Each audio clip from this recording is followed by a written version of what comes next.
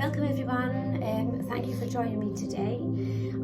This is the third video. Now this video is for validation and review only, so you'll see that I have already uploaded video 1 and video 2. So this video is really just to recap on what's already been covered and what's been happening in the news and what's been reported as well. So I apologise for the length and time that I have taken to do this video. Spirit works in mysterious ways, and every time I went to record this video, something else would come up or prevent me from actually recording it. So today's the day that I will recap on those last 2 videos I've just uploaded. So I've reviewed them, and looking at video number 1 and the notes, I'd mentioned something about notes that were sent or postcards. That could possibly then indicate that Brian was messaging on Instagram, because I did get notes being sent, postcards being sent, some kind of messages being sent. So I just wanted to highlight that. Also, in video 1, I did mention vegetarian, that the perpetrator was vegetarian, which is quite interesting, because video number 1 was posted, I think, a week before Brian Koberger was actually apprehended. And I must say, before I go any further, everything I say here on this video is all allegedly.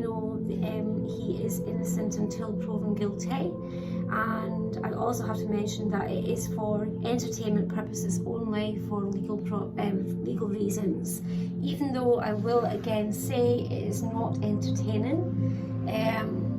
This topic is very, very sad, and but I just need to make sure that I cover myself legally. So going forward, looking at another fact that I'd mentioned on video 1 was the lack of emotion and how the perpetrator or alleged perpetrator had difficulty in expressing his feelings. So that was also mentioned. I kind of want to highlight on another topic or something else that I mentioned in video 1, which was something to do with Holland or Dutch, German, some kind of nationality there. And the more I look at it now on review, I do feel, and this is just my opinion and what I get from Spirit, that there perhaps was more than just Brian Koberger involved. And I do feel that this person or persons are in Europe just now, or they're either from Europe and have maybe a Dutch-German connection there. I also get a connection with Hotworks or a mechanic with this person. So whether they do soldering, or I don't know, I'm not a mechanic, I don't know what mechanics do, sorry, but I do get that feeling there. I'm being shown Hotworks, soldering stuff, and I do get a Dutch-German nationality or connection there with Holland. And again, when I think about Holland, I'm also thinking about what we'll talk about later, further on in the video, is, I don't know what the correct word for it is now, it's weed or hash or drugs as such. And I think that you can get it freely there maybe. But anyway, there's certainly a drug involvement there as well. The next point I wanted to comment on was the rosettes or buds, something to do with perfume that was mentioned during that first video. And then also bacon, or something to do with some cake was baked or bacon was connected as well. And beside that, I've got the number 121. Now I don't know, I'm not sure if it was actually video number 1 or video number 2. Oh no, it was actually video number 1, because I've got it written down here further down my notes. So I actually mentioned the number 202, And when you see the videos of his apartment in Pullman, I think he was in 201, but there was like this little caption of apartments 101 to 102, and then 201 to 202, and I think it was 303 to 303, 301 to 302 or something like that. But anyway, if you look back on some of the videos of where he lived in Pullman, you will see quite clearly the numbers 202, which is the apartment opposite where he was living. Additionally, and interestingly enough, why I think it's connected to that was I had said 202 and something to do with Pullman, top to bottom and bottom to top, and maybe someone in that building is called the name Fiona. And I also then said Paradise Creek as a connection, and then went on to talk about Pleasant or P and Lake and River. So I think it's Paradise Creek is connected to, I'm sure, close by where the victims lived. So there's a connection there as well. Interestingly, again in this video, and I'll talk about it in the second video that I did, was there was a connection with a serpent, or I mentioned the word serpent. Looking back on and reviewing the videos, that now makes me feel that I want to refer to Snake River, which was, I did actually mention Wyoming as well, but I think Wyoming was more in the second video. So how spirit works, I'm sure a lot of mediums and psychics will agree with me, when you're channeling spirit, they will give you just maybe, symbols, or they'll give you words. They don't actually give you big sentences or big stories. You've got to put the pieces together yourself. Hence why I think that it's taken so long for me to put this video up, because I think they were wanting some of the information I've already shared to be released by the police or the media, or yeah. I don't know what the lettuce is, but that was mentioned in video 1, as was grown things like biocultures. And along that same point, I mentioned the words Silverstone and Swanson. I'm sure I have heard of Silverstone somewhere. That is quite prominent and quite important. But that's all of the main things I've picked out of video 1 that I do feel that has been either confirmed or validated in the last 4 weeks.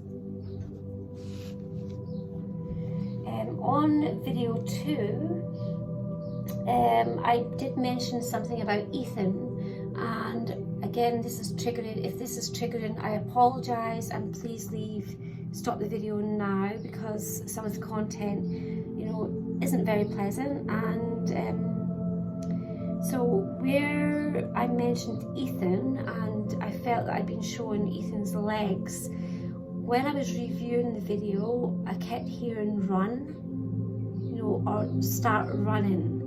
So there was an emphasis on that, and I feel that he did run into his bedroom. So that's where my attention has been drawn to his legs. Or I keep seeing a movie clip. So and it's not a movie clip obviously of the victims, but it's maybe some movie clip that the perp, I'm going to just refer to him as the perp at this point.